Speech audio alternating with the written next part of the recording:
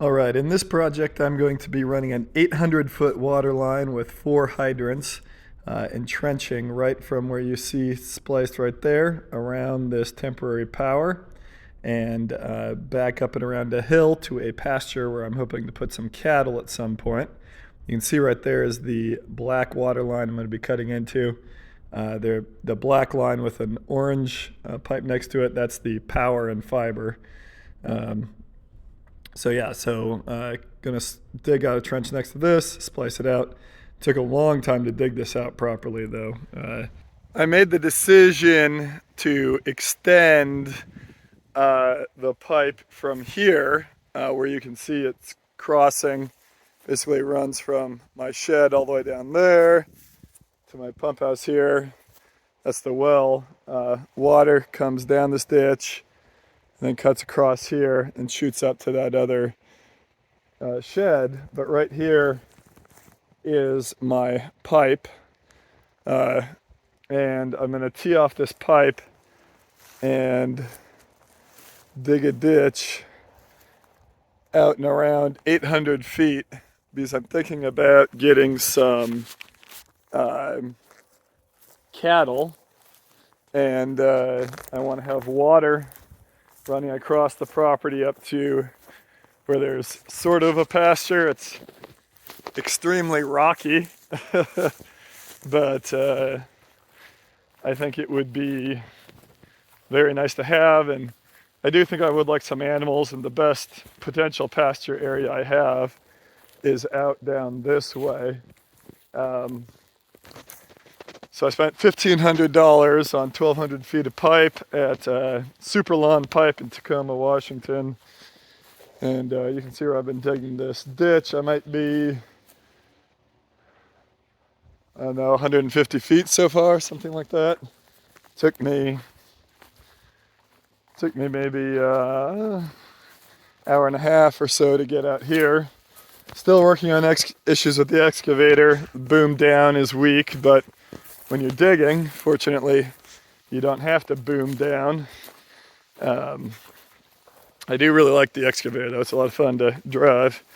And I've been learning a little bit about how electrical systems and hydraulics work while working on it, and done some of the first stuff I've done there in my life on it, trying to learn as I go. So what I'm thinking about doing is continuing this run from where the excavator is right now down through here and up, and you can see these trees. That really big tree is kind of a marker of the wetlands over there, and then over here on the left side you can see the leafy trees in the background. This is going to be where I'm going to go. I'll come through these trees. I'll have to remove a few of them to get through, but I'll be coming through here and then on up this hill. I've got to cross my little road here, and actually I'd like for this road to be able to take full size, like fully loaded dump trucks on it. So I might put an extra sheathing crossing this little road up here so I can do that. And then I'm going to run it up this hill up to where that little ridge is in the background, I'm thinking. The only problem is I think the previous owner moved a lot of rock over there, and it's very, very, very rocky. It's like just solid rocks. I have a very rocky property to start with, but this is more of a rock pile without dirt than just rocks and dirt. So I got to figure that out, but pretty soon I should have a yard hydrant, hopefully up here, and then I can think about what sort of fencing system I want to do, and if I want cattle and that sort of thing. Should be interesting.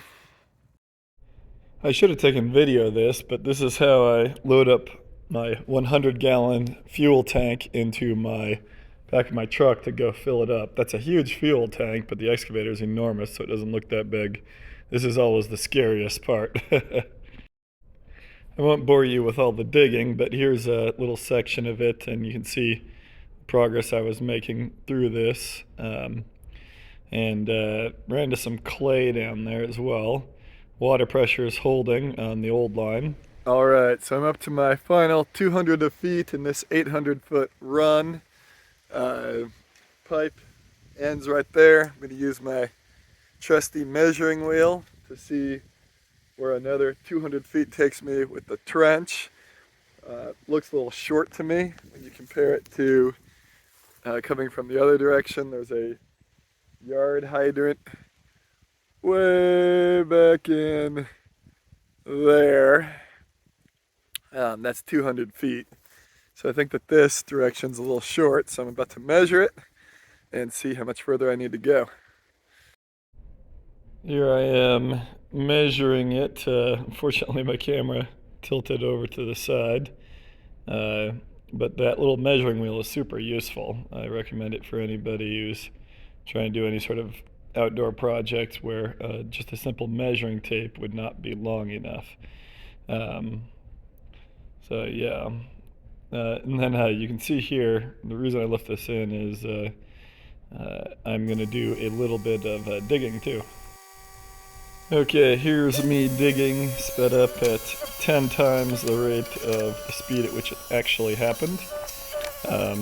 This excavator is really amazing in terms of I can just push over good-sized trees. These probably are 6 or 7 inches at the base, and I just push them right over, pick them up, and move them where I want to move them. Extremely useful and pretty darn fun to do too. I've sped this part up with the digging up to 40x normal speed. Feels pretty fast when you're operating the machine, but I don't think it's very fun to watch. So this is only about 10 seconds for me to dig the rest of it, as you can see here. Just pulling it back up to the final position, then walking the excavator out and around. Okay, here's a demonstration of the weak boom effect. If I can avoid wasps. When I push down on it, it won't lift up the tracks now that's been warmed up for 20 minutes or so. And also when I try and do a bucket curl, the bucket curl can't really go, but it does open up the bucket a little bit. I'll show you. I'm going to try and push down first and then open the bucket.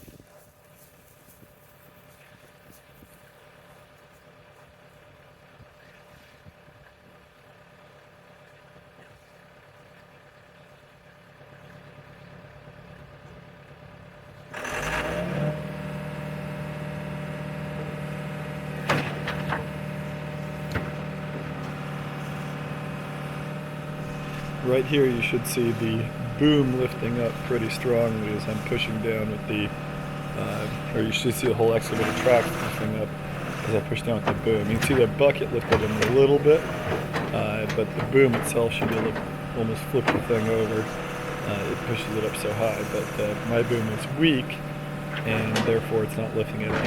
I've been doing a bunch of work to research this, and I've recently purchased some test gauges on Amazon, and I also did a hydraulics learning course through Lunchbox Sessions, which I actually liked pretty well, and continue working on it. Okay, there's definitely like a relief sound when I'm doing that. And if I do the bucket by itself, it opens just fine. But if I try to do boom and bucket, it goes slower. I'm guessing because a lot of that boom hydraulic fluid is going over a relief somewhere, so it gets less pressure for the bucket. But bucket seems to be fine, and the use of the bucket doesn't impact the weakness of the boom. It doesn't release it. Somebody told me a variable pressure compensator valve could be at fault if I open up the bucket and I'm pushing boom down, and the boom down suddenly works. So I'm guessing a relief valve for the system or somewhere in the circuit. We'll see. Now here comes the toughest part of the job, getting these 200-foot rolls of pipe out of the truck and then unrolled. Here goes. All right, what took me about 15 minutes of work, you're going to see in about 20 seconds, taking off all the tape holding the pipe together, getting it positioned correctly, and then trying to fight and wrestle and drag it down and hold down the poly pipe. This is very thick, 275 psi poly pipe, so it's hard to move. Okay, my job now is to put together the end of my hose pipes. So I have a elbow that will thread in here, and into the elbow goes a nipple. That's also 3/4 inch. Then I have a 3/4 inch to 1.25 inch adapter. Goes on like this. And then the final piece is the threaded to barbed adapter. So yeah, so here's that. Here's the 3/4 inch elbow, 3/4 inch nipple, 3/4 inch to 1.25 inch adapter, and then 1.25 inch to barbed adapter, and this plugs into the poly pipe. Two hose clamps around it. You got to put thread tape right down there around all of these. Then you got to wrench them on there. I've seen somebody say not to use pipe wrenches, but I have no idea how you do this without pipe wrenches. It's hard to get it tight. It's bronze, it's softer metal, so you don't want to break it, but it's a challenge. Okay, first comes the elbow. You got to make sure you put the thread tape on the correct direction, or it wants to come off when you're threading it on. Think about it. It always takes me a minute because I don't do this all the time.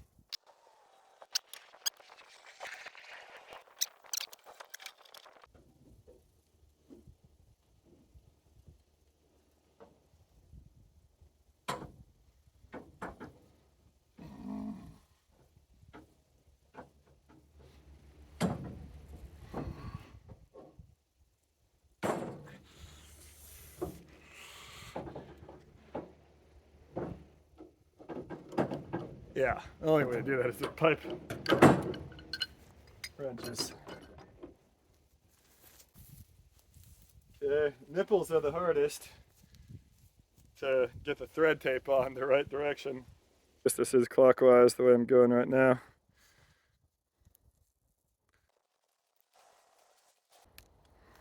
Yep, that'll thread on the right way.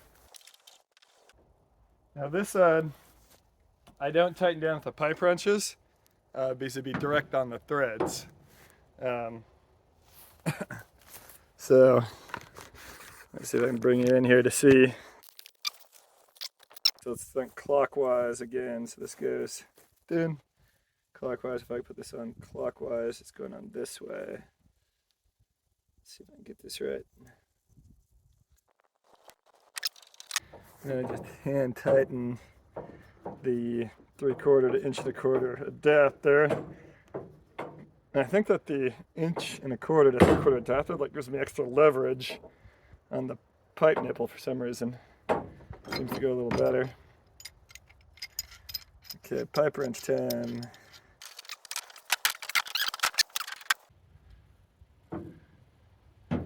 Actually gets kind of hot. So clockwise actually turns out to be not too bad advice. Clockwise going around this way. So let's see, clockwise. I don't know if the camera reverses that. But that seems to be working each time, getting it on correctly.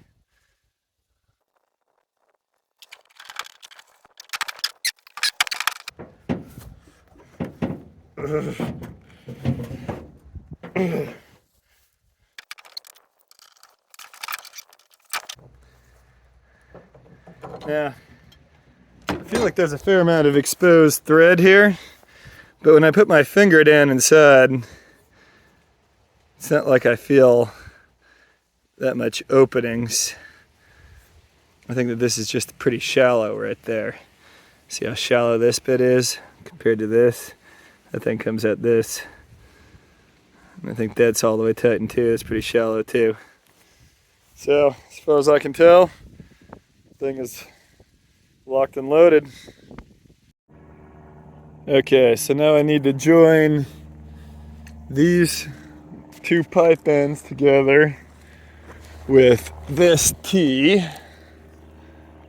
and this barb T will fit into each pipe end, this way and this way. And then I'll have a short section coming off this side that'll join on to the hydrant. I'm gonna cut off maybe a foot long section of this poly pipe and use it to connect this section to that section. And I'm gonna use a lot of hose clamps to clamp it all together. See how it goes. Okay, so I'm gonna clean this off, or I'm gonna be cutting it here. Okay. Keep this pipe as clean as I can, not to get contaminants on it or in it. Nice and clean.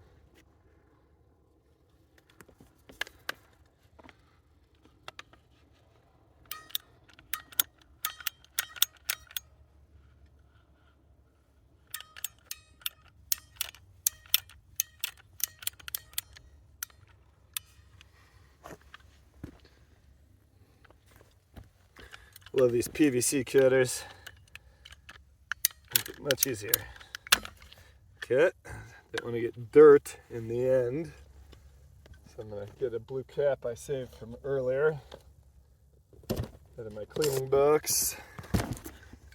The blue caps. There's one. So stick this blue cap in here. Okay.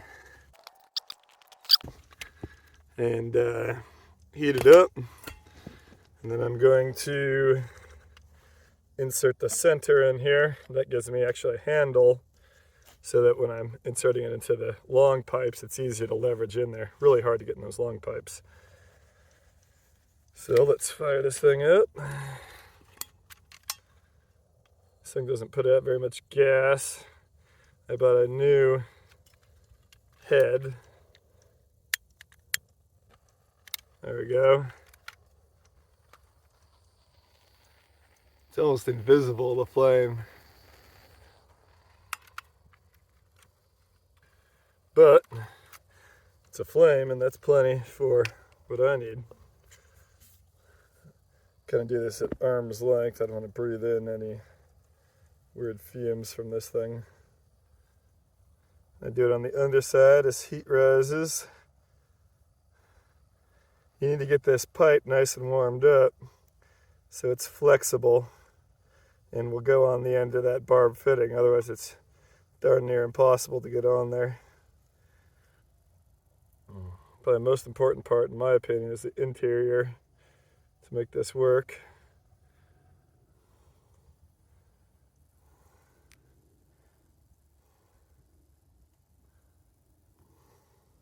Don't want to breathe in the fumes. If there is any fumes, there shouldn't be much fumes. You're only supposed to get it very mildly warm according to the manufacturers. They actually recommend using hot water, but there's no hot water out here, and that would take forever.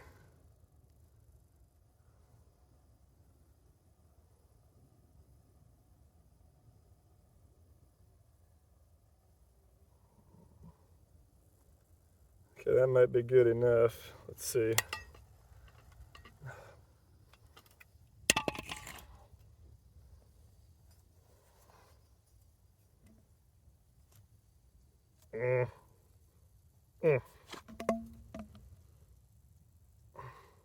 Really hard to get in there.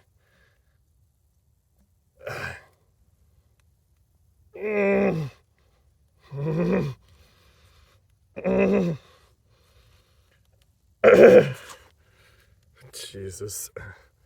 I don't think I heated it enough.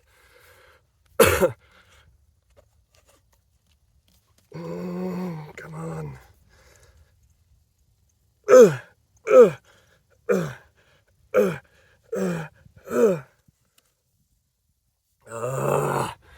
Still have 3 more rungs to go.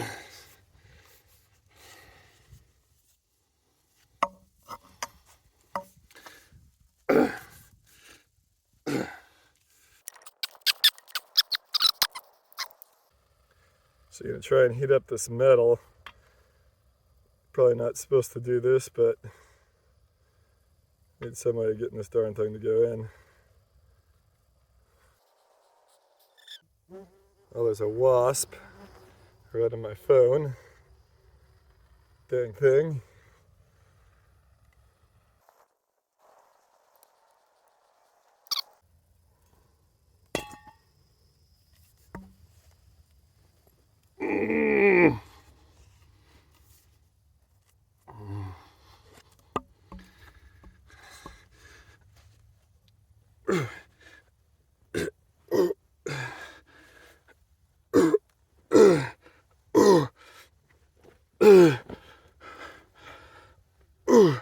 Jesus.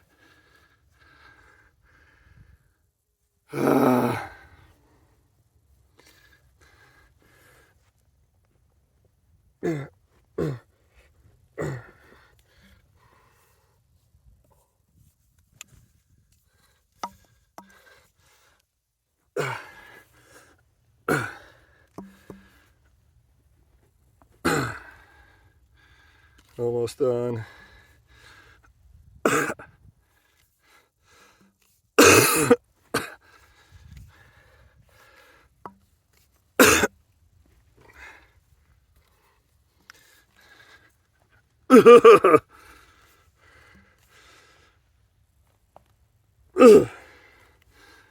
Close. Good enough, I think. My God, that's hard. Now it's time for clamps.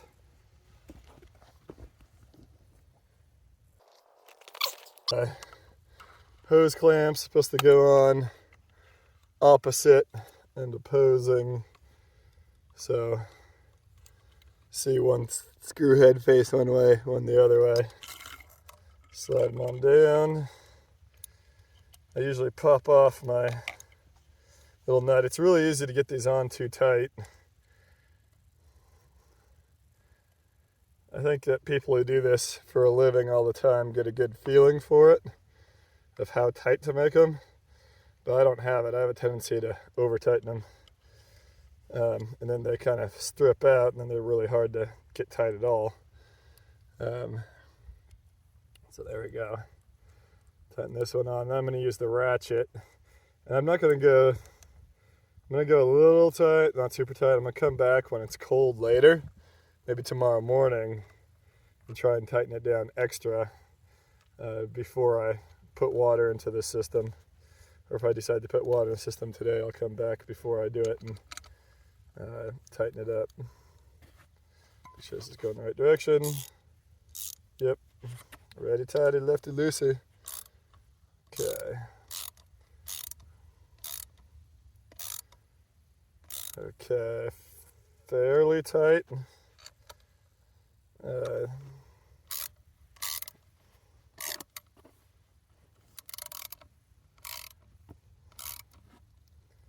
Fairly tight. Should be good enough. There we go. Okay. Now for one of the hard parts is wrestling it onto the old hose right here. I gotta clean this guy up a little bit, and then I'll wrestle this end in there, and then this end in here. So now I need to clean up the end of the pipe, wipe it down, make sure it's clean. The end of it was a little bit distorted, so I decided to cut it off, have a nice clean round end. Then I'm doing the same heating process outside and inside, and getting it ready to press on the fitting. I love my lever. Makes it so much easier.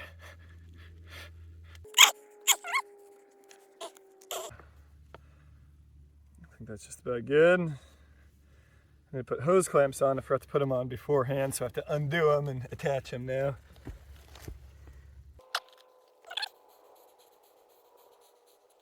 Open. See.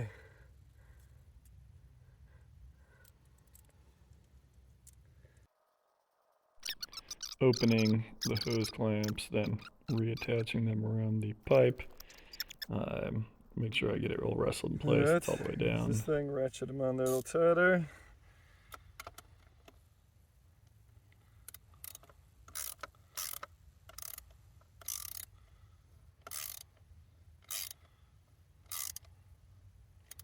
It's pretty tight.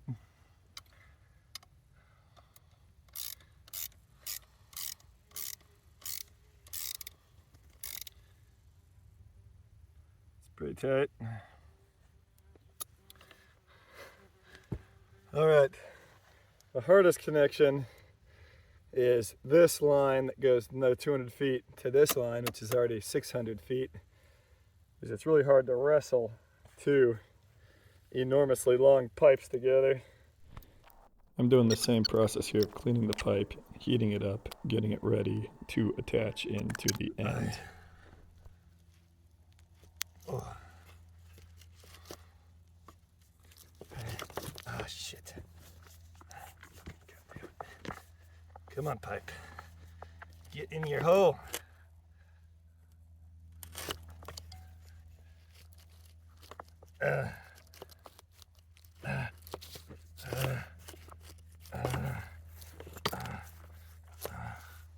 Oh, get it on. Once again, I forgot my pipe clamps though. It's all right.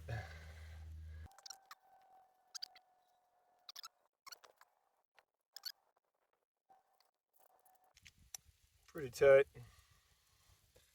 Now to attach the yard hydrant.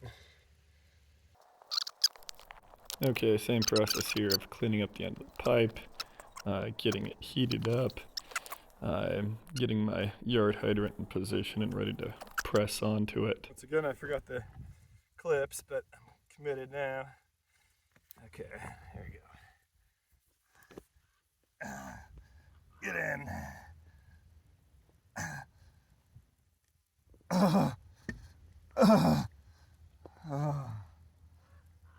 All right. Got to attach the clamps here, get them tightened up nice and well, set the thing up straight. Large rocks.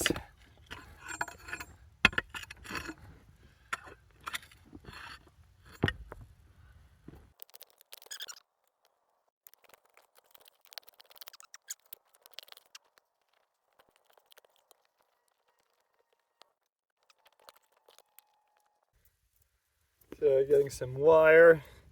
I love baling wire, useful for everything. And I tie the baling wire to this thing to hold it up while I backfill and do everything else. Otherwise this will fall over and be more likely to leak.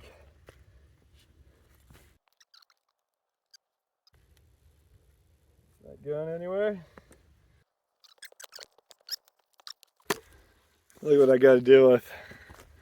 Rocks everywhere. Wanting to cut through my pipe. I'll have to come back out here at the kids and walk through the whole trench, all 800 feet, and try and move the worst offenders. Maybe I'll pay the neighbor's kid to do it if he wants to do it. Yeah. I'm just going to tighten up these right before I'm finished, and then we'll be good to go. Okay, time for the grand finale back up there. The last hydrant on the 800-foot line. Fourth hydrant going right up there. Just finished hydrant number 3 down here. And then you can see pipeline going on back in there. There's another hydrant 200 feet that way. And then one more 400 feet over. And then back over to the pump house. Couldn't ask for better weather though. October 1st, sunshine, 65-degree weather. Although the wasps are out and about, I have not been stung yet. Knock on wood. Wish me luck. Look at how rocky this ground is out here. Just rocks everywhere. See the rocks all up on the hill too. Not sure how cows will do out here, but guess we'll find out. I don't know if you can see all these wasps that I have to work with.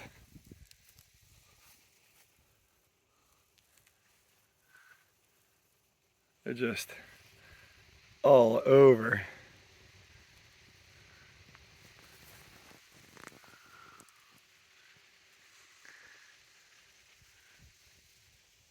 Man, that's insane. Is there a nest? Maybe there was a nest in one of these trees.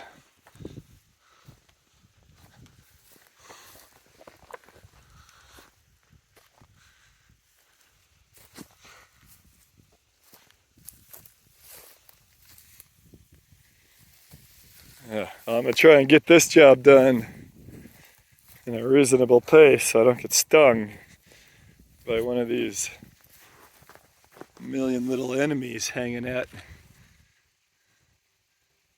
Jeez, they're just everywhere. Wasps covering the ground. This should be the easiest one.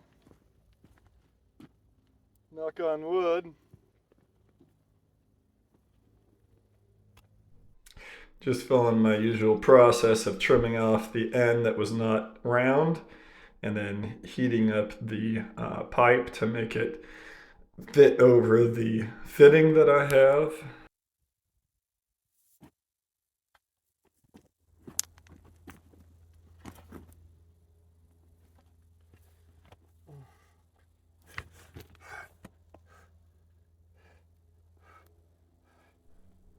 When I recorded this, I had no idea how silly I looked trying to get these ends in.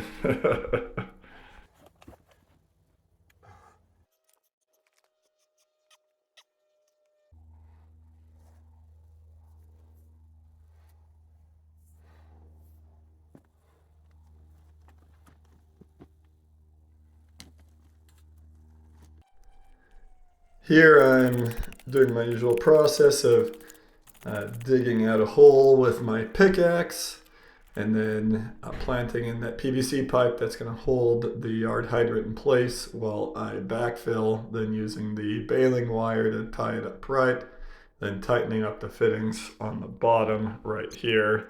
All right, the pipes and hydrants are all hooked up. That's good. I need to put in a lot of sand, probably mostly around the fittings and hydrant areas. I should put a lot in here, but 800 feet worth of sand is a fortune. I think I used a 18-yard load of topsoil plus an 18-yard load of sand just for 300 feet. So it's pretty out here though.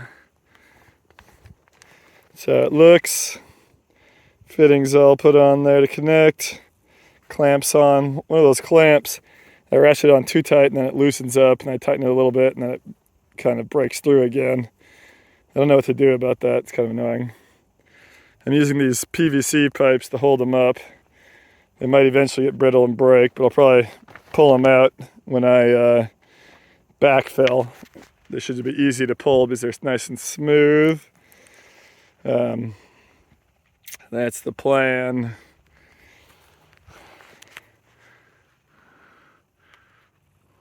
Okay, so here you can see I've actually taken off a few of these, 4 of them. I think I damaged them by over tightening.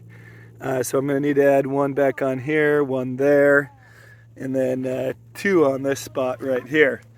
And you can see the damage that happens.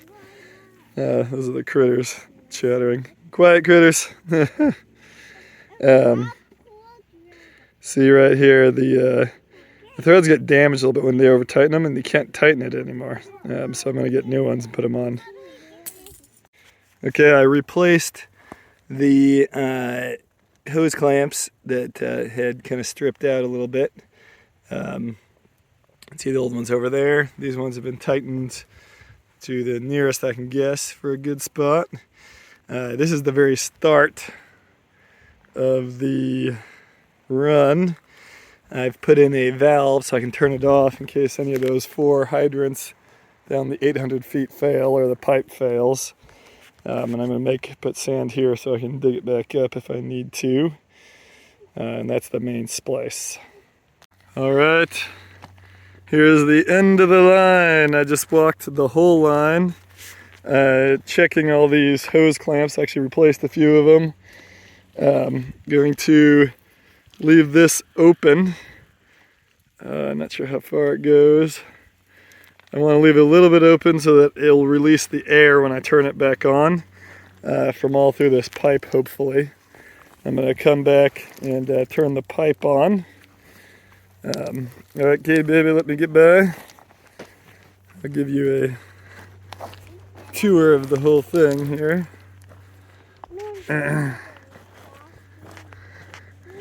Well, follow me, guys.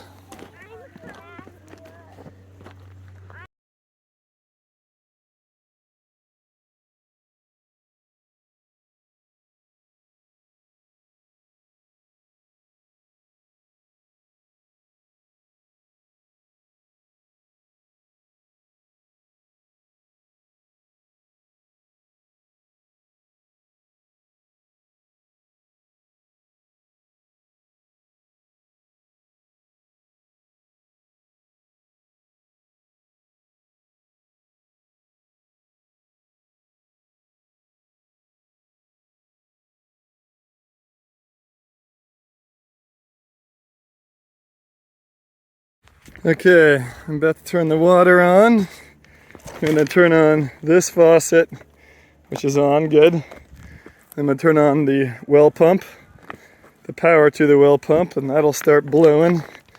I'm going to go close that other water once I think the air is out. And see how this goes.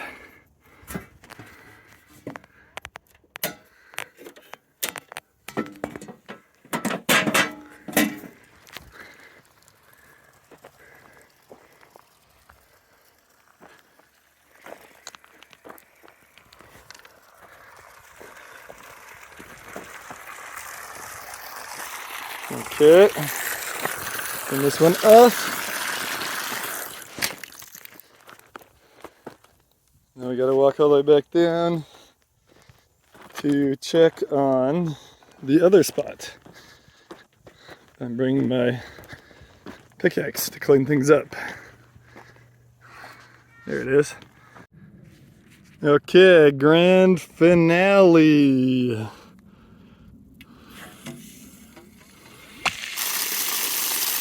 There's a lot of water coming out. 800 feet away from the pump house. Happy about that. And then there's the little deal, the frost-free faucet thing in these hard hydrants. It leaks all the water out at the bottom. That way it won't freeze. Down there it's below the frost line for my location. So this is my victory video. I've been all the way down the line. I tested every single faucet. They all work. There is no leaks. I'm going to confirm that. I took a picture of the current pressure at the pressure tank, and I'll check that tomorrow and the next day and that sort of thing before I fill it back in. But as of this point, there's no leaks.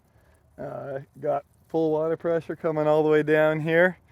800 feet through 4 hydrants. So I'd say that's a successful project.